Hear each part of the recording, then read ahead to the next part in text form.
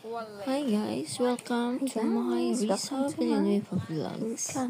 So, ang lutong tasubong guys, Filipino style spaghetti.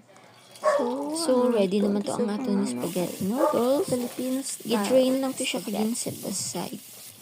So, okay naman to ang spaghetti. Mag-isa kita sa bawang hasta nga mag-golden brown. So, nagpainit pa sa mantika, no? Pag mag-isa sa So, na-golden brown naman siya. Ito na nga isunod ang onion. Tapos, ito na nga isunod So, gisa-gisa lang hasta nga mag-translucent kag magawas ang aromatics niya. Translucent ang So, pag nag-aroma na ang bawang kag ang onion, so, pag isunod ta ang onions kag ang bawang. Beef na ang gigamit dira. Pwede man pork, carne. pwede Pero man nagigamit gamit sa pamangkin ko is beef. So, gisa-gisa lang na siya. Di ba ang beef may anak nga amoy. So, much better nga gisahon maayo.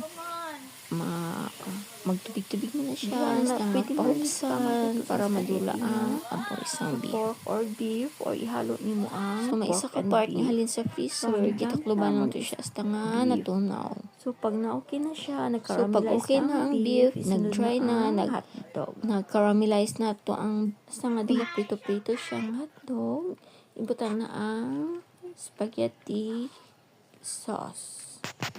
So, kay pour man kita, ato na nga butangan tubig kamay ang pack para simot ang sauce.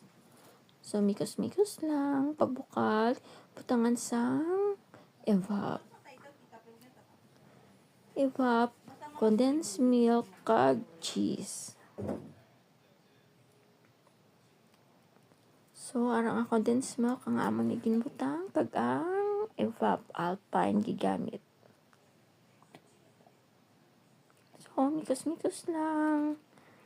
Butangan mo lang sang i-adjust mo lang ang asin kag ang pepper, yang sugar. So, ara na ang finished product. Thank you for watching.